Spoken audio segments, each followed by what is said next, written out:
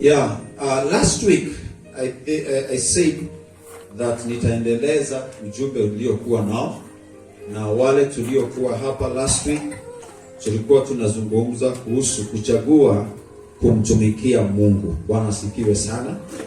As we were saying, we're talking about choosing to serve God, na tukasema kutumikia Mungu ni kitu kizuri tena cha baraka sana, na tukasema ya kwamba any man or woman ambao wanaitwa servants of God, wanaitwa servants of God because they serve God. Hallelujah. Because of what they do for God. Na tukaona habari katika kitabu cha Yoshua 24, na tukasoma kuanzia mstari wa kwanza vile ambavyo Yoshua aliweza kuunganisha viongozi, elders, leaders, judges and officials katika pale Israeli, ndiposa aweze kueleza habari ambayo Mwenyezi Mungu alikuwa nayo kwao, na kile ambacho alikuwa anajaribu kuwaambia ni kuhusu vile ambavyo baba zao hawa viongozi wa Israeli na Israeli kwa jumla walivyokuwa wanaabudu miungu mingine, na walikuwa wanaabudu miungu mingine, lakini Mungu ikafika mahali akajaribu kutoa mmoja wao Abrahamu kule, na pia akanufaisha maisha yake sana.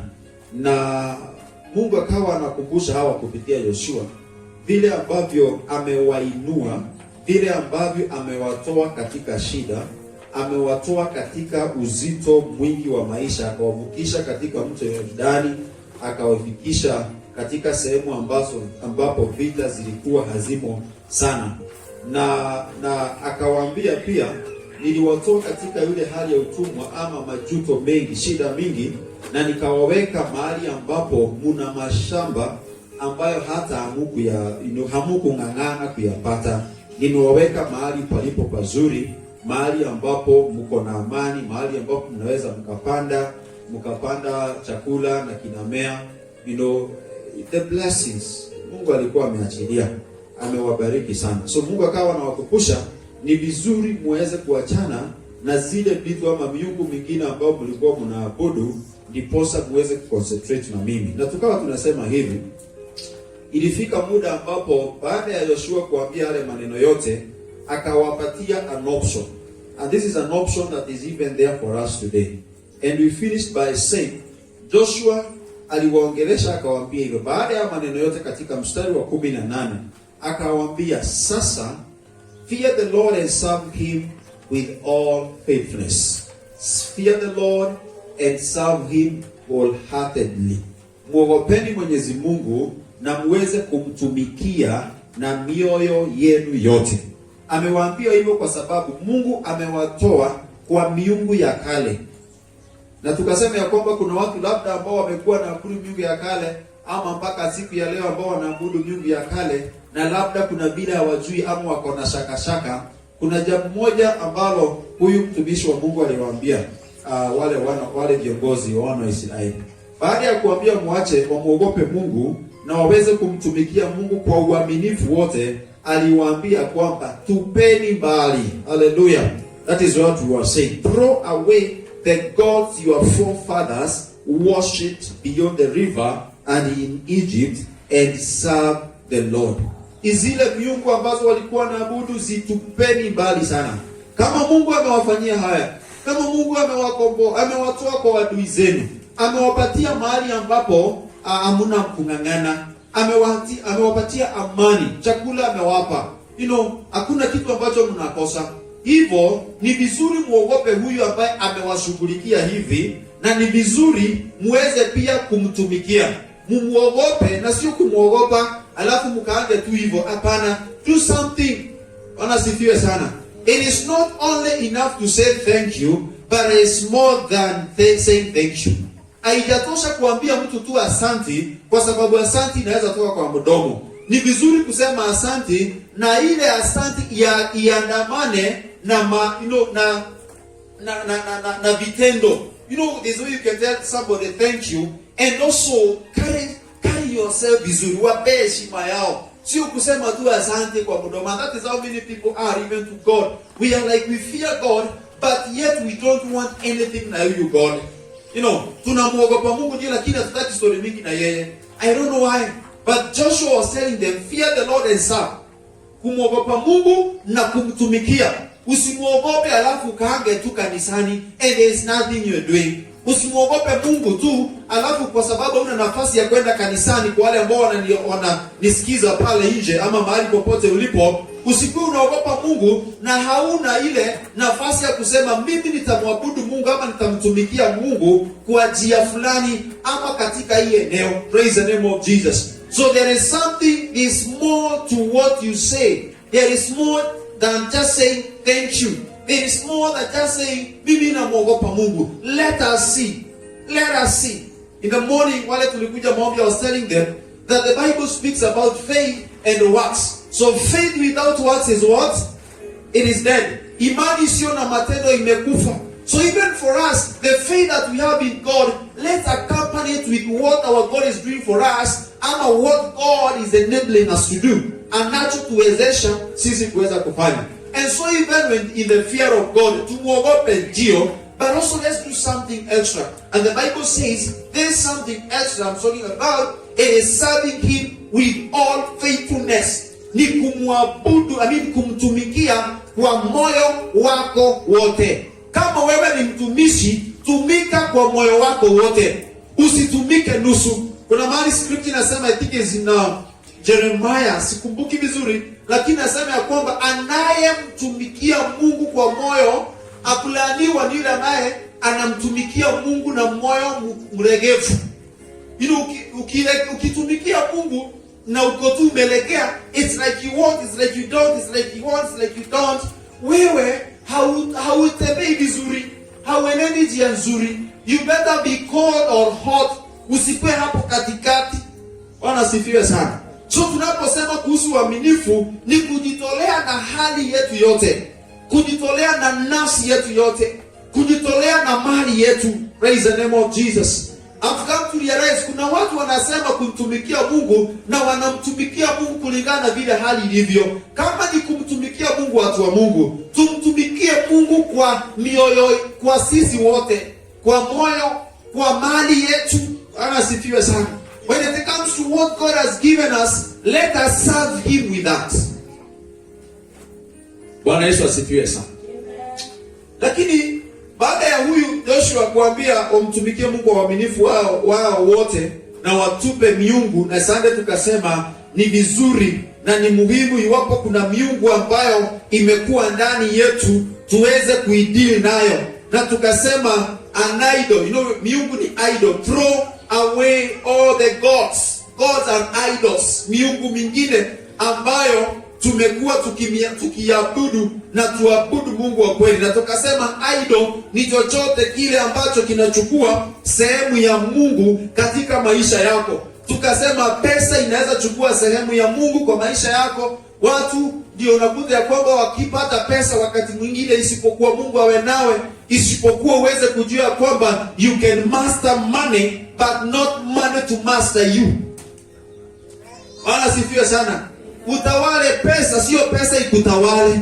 Kwa sababu pesa ikutawale, because pesa pia ni mungu mwingine. Ukikubali ya kutawale, kanisa hautaenda, maombi hautaenda. Utakuwa unaona watu wakiomba na wakibeba mabags wakienda prayer and fasting, unaona kama ni watu ambao ni wavivu. Unajua watu kule wanaonanga watu wakiomba ama wakiamkia kanisani mapema wanashindwa ni mashida. Kwani mna shida mingi aje? Kwa sababu ya kuamka mapema kwenda kuomba. Ukienda kanisani wengine wanaona ni kana kwamba wewe you are out fashion, wewe ni wa kitambo. Hapana. At the moment mtu anakosa anaweza nyenyekea sana. Let me tell you, command money, master money, let money not master you. Sijui kama mnanipata. Maana sikiwe sana. Material things is another thing. Zile vitu ambazo unapata ni vitu ambazo zinaweza chukua nafasi ya Mungu kwa maisha yako. The other one is the relationship. Mahusiano zinaweza chukua nafasi ya Mungu kwa maisha yako. Mungu atusaidie that there is nothing in us, nothing ambayo Mungu ametubariki, na iwe ni kazi, iwe ni pesa, iwe ni watoto wake kwa waume, chochote kile kisichukue nafasi ya Mungu katika maisha yako. And that is why we are saying throw away. Bwana asifiwe sana. Joshua akawaambia, mimi Hiyo ndio nimewaambia. Lakini iwapo kumtumikia Mungu haikai vizuri, if serving the Lord seems undesirable to you, then make a decision. Bwana asifiwe sana. We are living in a world of decision making. Bwana asifiwe sana. Come on, church, encourage us. Praise the name of the Lord. We are living in a world of decision making. And every day, every one of you, there is a decision that you always make. Bwana asifiwe sana.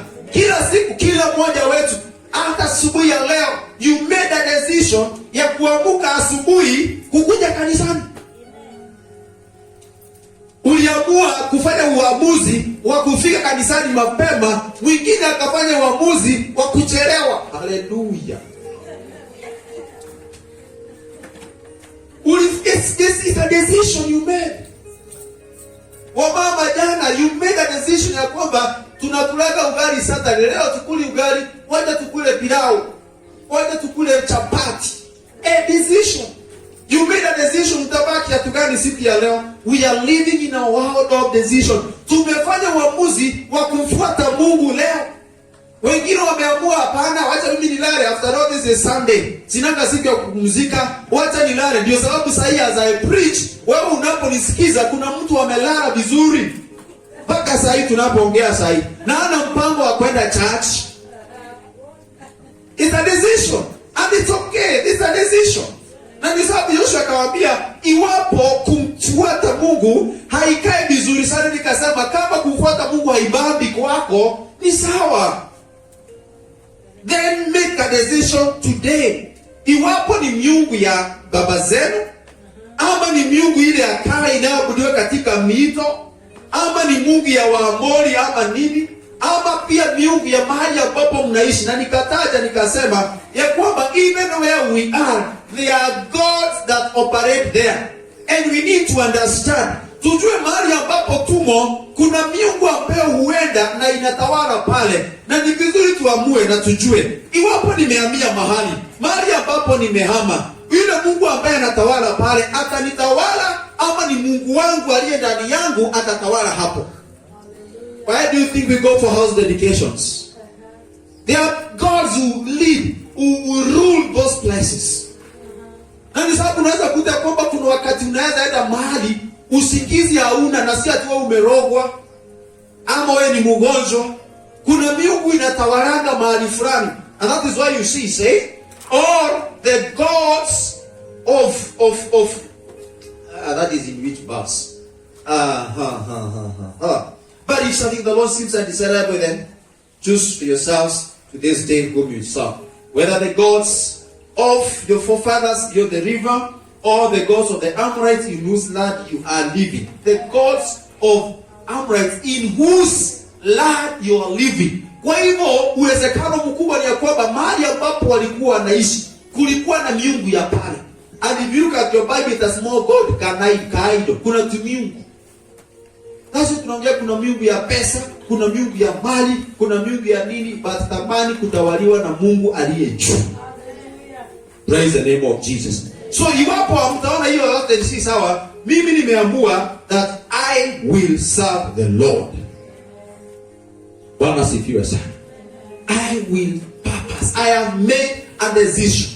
Si mtu afanye uamuzi hapa jioni ya leo ama mchana wa leo, that mimi regardless of I have money or not, I will serve the Lord. Regardless of niko na nguo ile ninapenda ama sina, mimi sitakosa kufika katika ibada kumwabudu Mungu wangu, na sitakosa kumtumikia Mungu wangu kwa sababu mwezi mzima niko na nguo moja, ama kwa sababu mwaka mzima sijaongeza nguo. Sio nguo inayotumikia Mungu, ni wewe. Bwana sifiwe sana. And after all, kama ukibadilisha hiyo nguo kuje nayo every Sunday, that is not the hiyo haijalishi. Kinachojarisha ni uhusiano wako na Mungu uko aje, mkataba ambao umeweka na Mungu uko aje, umeamua wewe kukaa tu hivi ama umeamua kumtumikia Mungu. And let me tell you, serving the Lord, it is not in vain. Bwana Yesu asifiwe sana. Serving the Lord is not in vain. So Joshua akasema, mimi nimefanya uamuzi. I have made up my mind and I'm not turning back. Praise the name of the Lord. Mimi ninapozungumza hivi, it is my prayer that as I speak about choosing to serve the Lord, I'm talking to people who are going to make a decision today that I will serve the Lord regardless of what. And I was also telling the people who came for prayers in the morning, the Bible in the book of James, Bible inasema, be doers of the word, not only hearers. Usikuwe tu watu wa kusikia, because let me tell you, kama ni information watu wa Mungu tuko nayo, kama ni mahubiri tumehubiriwa. Na hata sasa ukienda nyumbani ufungue any station, leo ni Sunday, so hata station zote, hata zile ambazo wasupport kanisa, leo wanaotokaga Sunday. Station zote zinaotokaga Sunday, kuanzia asubuhi mpaka jioni. Na zinaleta content ya Mungu. Utafikiria, Bwana asifiwe sana. Utasikia mahubiri nini utazikuta pale. You find out there. So I'm saying this. Kusikia tumesikia. Swali ni je, tunaposikia kile ambacho tumesikia, what decision do we make? Huwa tunafanya uamuzi upi? So leo tunapoongea kuhusu kumtumikia Bwana, it is not just information I'm giving you. Ni kukusihi na kuomba Roho Mtakatifu ashawishi moyo wako jinsi ambavyo utakavyo mtumikia katika ile level uko. Bwana asifiwe sana. In your level. I'm not saying lazima ukuje kutumikia Mungu hapa, kwa sababu sasa hatuwezi toshea tukiwa wawili hapa. Sasa hivi mimi ndio nitoke mwingine ingie. Bwana asifiwe sana.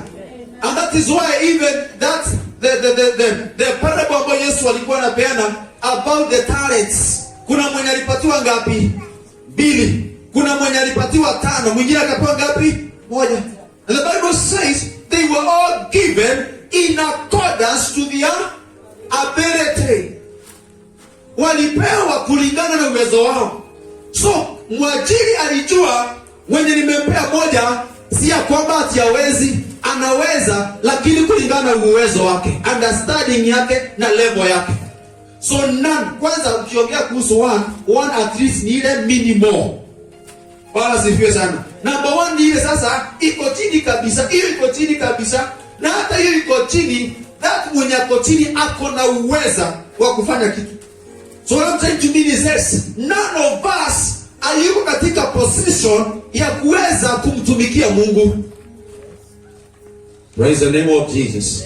Every one of us is in a position to be able to serve God. Na kwa uaminifu. The Bible says in the book of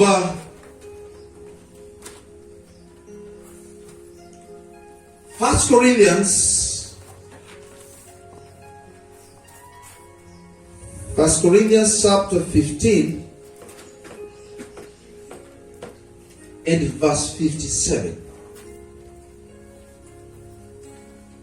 But thank God, He gives us victory over sin and death through our Lord Jesus Christ. Verse 15. So, my dear brothers and sisters, be strong and immovable. Always work enthusiastically. Hiyo ni mzito. Work enthusiastically for the Lord. Yani fanyeni Mungu kazi, ama mtumikieni Mungu kwa mioyo yenu yote na kwa uwezo wako, ukiwa unatamani. Yani you really see, wale wenye mnafanyanga kazi ama chochote unachofanya, and sometimes you so much determined kukifanya, that is what we call enthusiasm. Unani mawazo yako yote iko hapa. Hata ukiitwa na huko hausikii, kwa sababu umeconcentrate and you are finding it joyous to do whatever you do. Because anasema sasa, for the Lord, for you know that nothing you do for the Lord is ever useless. Nothing you do for the Lord is in vain. Bwana Yesu asifiwe sana. Chochote unachofanya kwa sababu yake Mungu, unapopapa kumwabudu, kumtumikia Mungu, it is not in vain. It is not in vain. Bwana Yesu asifiwe sana. Haipotei tu bure. Kumtumikia Mungu kuna uzuri wake. Na ndiposa Yoshua akafanya uamuzi akasema, mimi muabudu msiabudu, it is okay. I've given you a platform or a will for you to make a decision. And that is why is what we call the power of a decision making. Do you know, even the fact that, the aspect of kupokea Roho Mtakatifu, God himself cannot force the Holy Spirit to do. Mungu hawezi akaforce Holy Spirit kwako. Mungu hawezi akajiforce kwako. You know that some people force themselves into relationships, Bwana sifiwe sana. Kuna watu wanakuwa desperate, ama sijui ni kutoelewa ama ni aje. Unakuta mtu ameona kwa sababu miaka imesonga, ama kwa sababu ya situation fulani, anasema mimi yeyote atakayekuja ni sawa. So mtu watu anaingia kwa uhusiano, anaingia kwa ndoa, anaingia kwa uhusiano fulani, anaingia kwa 1 2 3 things kwa sababu aliona tu mimi wacha niingie tu mradi nipate kile na nitakuwa napata. Anajiforce, anaingiza pale. Where else it was not the will of the other person or even of God. There are people who just force themselves into things, even into relationships. Mungu si hivyo. Mungu ataingia iwapo utampatia nafasi.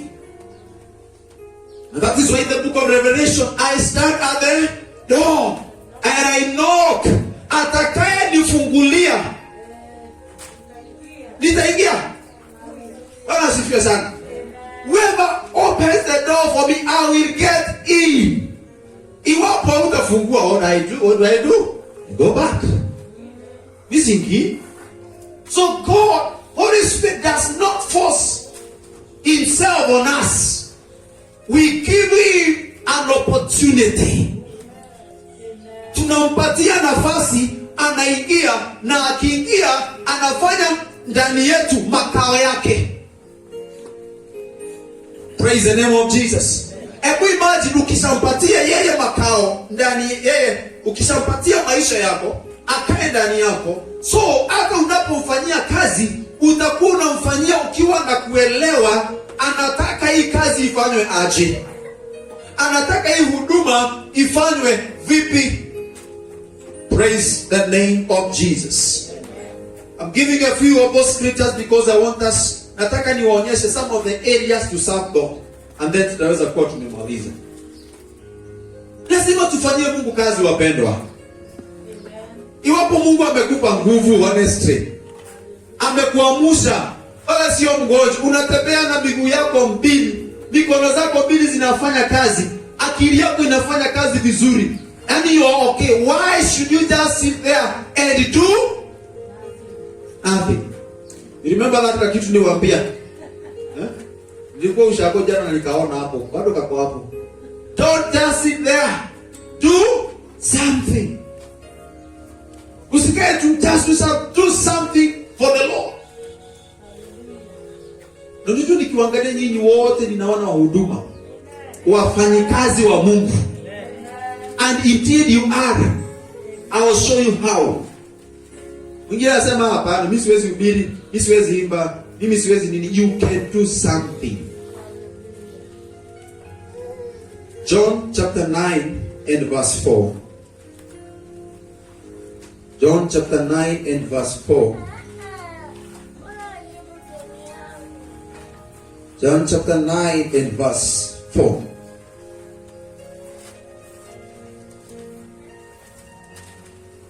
Yesu akasema haya maneno. Ni wakati Yesu alikuwa anaponya this man ambaye alikuwa amezaliwa akiwa kipofu. And Jesus himself, he is acknowledging work or service to God. Unajua tunapomtumikia Mungu tuko job, ni kazi tunafanya. Wakati tunatumikia Bwana, ni kazi unafanya. Na pia unawezekana, of course, let me say this kidogo, I'm ahead of what I want to say, that even when you're working somewhere and you do it faithfully, it is also service. So Yesu anasema hivi, we must quickly carry out the tasks assigned us by the one who sent us. Ni lazima tuweze kufanya majukumu tuliopewa na yule nini? Aliyetutuma. Yesu anazungumzia wanafunzi wake na mimi. Ni lazima tufanye kwa upesi.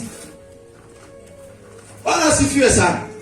We must do quickly. We must carry out the task, majukumu tuliopewa na yule aliyetutuma. Kwa sababu Yesu anasema tusipofanya hivi, the night is coming and then no one can work. In other words, tutumikie Mungu sasa. Kanisa, look at me. Tumtumikie Mungu sasa, kwa sababu ni yeye ametupatia hii job ya kumtumikia. Kile ambacho hapo mahali ambapo ametuweka, ametupatia kazi ya kumtumikia. Na anasema, Yesu anasema akiambia wanafunzi tuifanye haraka kwa sababu muda unaisha. Na kama tumeambiwa tufanye hii, tufike hapa, lazima tumalize. Bwana asifiwe sana. Tusipomaliza kuna madhara yake. We will not get the reward. I remember tukiwa nyumbani, those days tulikuwa tunalimia kahawa. Na ukitoka shule unakuwa umehesabiwa the portions, you know. Kahawa unakuta ni line moja iko na like 20 stems of that. So unaambiwa ukitoka shule, by the time ifike jioni ukuwe umemaliza 10 stems. Na ukitoka shule ni lazima ujitahidi vizuri sana, because usipojitahidi ikuwe kuna trip inaendwa shule ama with that term, na kazi yako umalizaji, let me tell you, you will not go. Wengine wataenda na umeona school bus, you know, basi yenye imekuja, those days tulikuwa na school bus primary, so the school bus, the high school zinakuja, inakaa hapo, wanaiko kwa majina. So and so get in. Wewe unabaki pale. Na si ati mzazi yakuwa na pesa. Kwa sababu kuna kazi ya kufanya nini? Haukumaliza. Haukufanya. And that is why Jesus is telling them, hey, hebu tufanye hii kwa haraka. Let's quickly, we must. Yesu kwanza imesema ni lazima. We must do this quickly because aliyetutuma hii kazi anataka tumalize. Na ni tufanye kwa sababu usiku unakuja. And that wakati wa usiku ni ya kwamba there will be no time to work. There will be no time to serve. Let me tell you, church, let's serve God now. A time will come, we will not be able to serve. Tutakuwa tunakulia matunda ya huduma tuliyomtumikia wakati ule. Bwana asifiwe sana. Let me tell you, today you know, kuna wazazi ambao wanakula matunda ya huduma waliofanyia Mungu kupitia watu wengine na watoto wao. Saa hii ni kukaa tu na kufurahia baraka ambazo Mungu anaachilia kupitia huduma waliohudumia Mungu wakati walikuwa na nguvu. Si tutumikie Mungu sasa, tuko na nguvu, watu wa Mungu. A time will come when there will be no time. Ephesians chapter 2 and verse 10. The Bible says, we are God's workmanship. Sisi ni watendakazi wake Mungu, created in Christ Jesus to do good works which God prepared in advance for us to do. Sisi ni watenda kazi wake Mungu. Bwana asifiwe sana. Wewe unaweza itwa mfanyakazi wa kampuni fulani kama wewe si mfanya huko. No, just huwezi itwa mfanyakazi wa kampuni fulani kama wewe haujaajiriwa huko. Majina zako haziko huko. Na sisi imagine, Biblia inasema aje? We ambao tumefanya uhusiano na Kristo Yesu, we are God's workmanship. Kwa hivyo if you are working, iwapo tunaitwa waajiri wa kampuni fulani, comes, rules and regulations demand we work. Watu wa Mungu mnanisikia? Rules demand you work. Na usipofanya job at the end of the month, hautalipwa. Ama utalipwa mshahara hafifu. So we've been created in Christ to do God's good works which God prepared in advance for us. Kazi ya Mungu, watu wa Mungu lazima tuichape. Lazima tufanye kazi ya Mungu. Before I read one more scripture, these are some of the areas to serve God. I'll be a bit quick. Easy. Ndio mtu yeyote yule usiwahi sema mimi sio mhuduma ama siwezi, sina uweza, mimi siongeagi, mimi ni kama Moses. Ndio Moses was a stammerer. Alijaribu kutoa my excuse, Mungu akamwambia wewe ujui. You know, these are people who give excuses also. There are people who give excuses. Don't give an excuse ya kwamba uwezi ukaserve. Number one, areas to serve God is kujitolea, to be a volunteer. Volunteers, that is maybe in church or even in the community. Volunteer ni mtu wa kujitolea. Na huyu moyo wake unakuanga umesema mimi ninaenda kufanya ile kazi and I don't need to be paid. I don't even need to be recognized. Si lazima nitambulike. Mimi ninaenda nifanye ile kazi na nichomoke. That is a volunteer. Anayejitolea. Watu wa Mungu najua tunaweza tukajitolea kwa kazi ya Mungu. Bwana asifiwe sana. Tunaweza. Unaweza. Kwa kidogo ulio nayo, kwa mingi ulio nayo, kwa wastani ulio nayo, unaweza ukajitolea. Even in church. Look like this church. Hauwezi kuja kwa hii church na ukose kitu ya kufanya at any particular day. Bwana asifiwe sana. Huwezi. Hata sasa tukimaliza ibada, of course I'm not saying ufanye, wacha leo tuko sawa. Hata tukitoka ibada ya leo, there is something that can be done within the compound. Let's carry the burden of the church. Let's carry the burden ya mahali ambapo tunapoishi, we can serve. I thank God for my school motto, my former high school. Motto yetu ilikuwa ni serve and lead. Tumika na uongozi. And I thank God because many servants have come from there and many leaders also. I being one of them. Hallelujah. Amen. So we can volunteer. Na si lazima tulipwe. Kwa sababu ya muda wacha nisidwele sana pale. Visitation to the vulnerable. Vulnerable ni wale watu wanyonge ama hawana uwezo sana. When we visit the weak, when we visit wale ambao wanahitaji ama tunapokuwa wa baraka kwa wale wengine pale, wale ambao wako na unyonge wao, we are serving God. We are serving. It's an one area ya kuweza kumtumikia Mungu. Jana nikasikia mtumishi wa Mungu akihubiri, akawa anaongea kuhusu destiny ambazo watu wako nazo. Wakati mwingine tunaonanga, unaweza ona mtu ambaye hana na ufikiria kwamba huyu maisha yake iko hana maisha. Huyo mtu destiny yako nayo ni vile, kuna vile maybe shetani amejaribu kugandamiza destiny yake. Everyone has a destiny. Wakati mwingine inaweza kuwa chini, inaweza kuwa juu, lakini kila mmoja ako na destiny yake. So tunapohusika, tunapokuwa mmoja wale watakao simama kwa sababu yao, we become a blessing to them and is a way of serving God. Another thing is donating or giving out.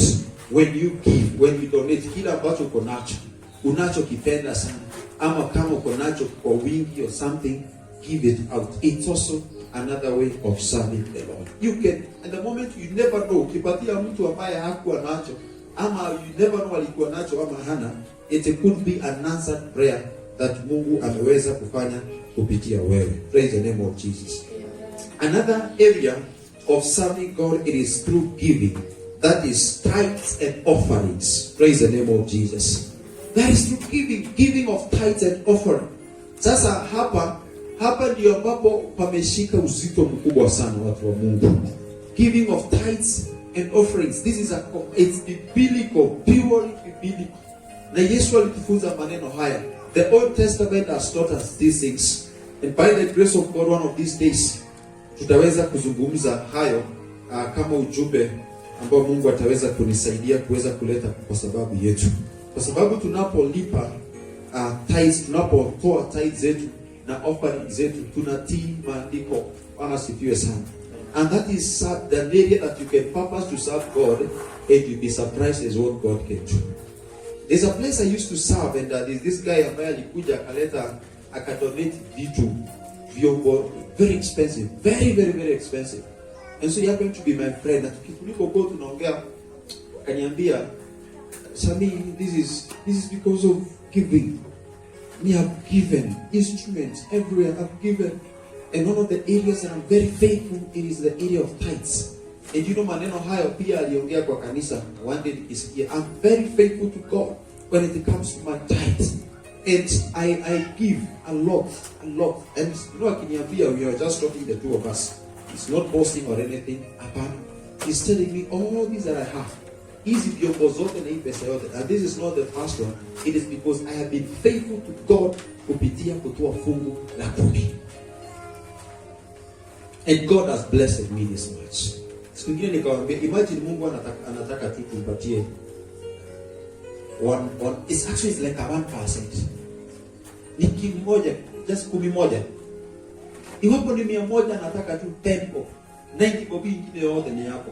Sasa najiulizaga, iwapo Mungu alisema tumpatie 90%. Bwana sifiwe sana. Iwapo Mungu angesema 90%, tubaki na 10. Ingekuangaje? Ingewezekana? Kama 10 inashindikanaga, 90 ingewezekana. Let's ask ourselves that question. Another area of serving God is serving other people. For me, this is a pleasure. Serving other people. Hata kama hawaoni. Unajua kuna watu wanaona kile unafanya. Bwana sifiwe sana. Na wamama, unajua hapo watatu accuse, lakini sio kutaka. Tunaonaga. Wamama, unajua naweza sema hapo wanajitia bidii sana nyumbani, wanafanya nini? Na sasa wazee hatuoni. Tunaonanga, na Mungu awabariki sana. Tunaonaga unafanya kazi nzuri. Naona venye mama ananiangalia. Nasema huyu haonagi. Hata asante asemangu. Pole kama tuseme. Tutaanza kusema tukisahau, wewe jua mnafanya vizuri. Because you serve us, yeah? Mama, you serve the children vizuri. Wanakosa kuona na unakosa kusema asante. Ile siku moja utasema asante, ujue hiyo ni uzito sana. Itakuwa imebeba zile asante zingine zote hazikusemwa. Bwana sifiwe sana. I know you serve, and God bless you so much. So serving others, it is also serving. Once somebody is saying service to humanity, it is service to God. Kutumikia wanadamu ni kutumikia Mungu. So wanadamu kiweza kuwatumikia, hata kama wanaona ni kama uelewi, wewe watumikie. Mimi nafurahianga sana wakati mwingine nikienda kwa traffic, ninaona imeshikana. Unaona mtu mmoja ametoka, ameanza kuzicontrol. Hata mimi unajikuta nimetoka, nisaidie. Ana nitatoka nisaidie. Mahali nitaweza. Nikijua tu najua niko safe pia mahali ninaacha. You know? Let's serve people. Serving other people is also serving God. Praise the name of Jesus. Wow, my time is up, but I'm finished. Also teaching and sharing God, it is serving. Kufunza Mungu, teaching and sharing Him. That is sharing God. When you speak to other people about God, unahubiria kule nje, unaleta watu kwa Kristo, hiyo ni kumtumikia Mungu. And among many others. Siwezi leta kumtumikia Mungu kuna areas mingi sana, but just allow me to stop at that. Finally, the last scripture I said already, it is Deuteronomy chapter 10 and verse 12. Deuteronomy chapter 10 and verse 12. Deuteronomy chapter 10, this in verse 12. This is a call to obey God and to serve. Verse 12 inasema, and now Israel, what does the Lord your God require of you? Waisraeli, Wakenya, watu wa Rongai, Heaven's Vision, Gospel Church, and the neighbors. This is what the Lord requires of you. He requires only that you fear the Lord your God and live in a way that pleases Him and love Him and serve Him with all your heart and your soul. Bwana Yesu asifiwe sana. What does the Lord require of us? Jioni ya leo tunapotoka hapa, Mungu anataka nini na sisi? Moja, Mungu anataka tumuogope. And listen, look, hebu angalia sasa, wewe andika, tutasoma baadaye. Haya mambo Mungu anataka tufanye. Na tusipofanya tunakuwa tunakaidi. Ni kama kumwambia Mungu nini? No, look. Ninulia Mungu mkono. You know? So he says, this is what the Lord requires. Mungu anahitaji hili. Tumuogope, number 1. Number 2, God requires us to walk in His ways. Number 3, Mungu anataka tumpende. Number 4, which is the context of our preaching, God require we serve Him with all our hearts. He requires us to serve Him. Hivyo ndivyo Mungu akamzungumzia wa Israeli. And lastly, to obey. Lastly, to obey. To obey. I want you to close your eyes. Sijaweza kuelaborate sana, but I want you to pray that God akusaidie, that you're going to purpose to serve God kwa uweza wako na kwa nguvu ambayo Mungu anaachilia ndani ya maisha yako. Just speak to Him this morning, this afternoon rather. Mwambie Mungu, nisaidie niweze kukutumikia. Just speak to Him. God, help me that I'll be able to serve you. In the name of Jesus, mighty and everlasting Father, in the name above every other name, I want to pray that you're going to release your grace upon everyone who has listened to this message. For them that are here right in church, them that can hear from out, and them that can watch us even this moment. God Almighty, I pray in the name of Jesus, may you release your grace upon the heart of someone, that they will make a deliberate decision to serve you. In Jesus' mighty name. That when they come to the place of prayer, it will be service, even to pray for the nation, and especially this week. It is my prayer that we are going to serve. We are going to be called servants, not bosses or even leaders. We want to be servants and serve you, who is the most high God. As you spoke to these children of Israel, you are like to them. You require 5 things: to fear you, to walk in your ways, to love you, to serve you, and to obey.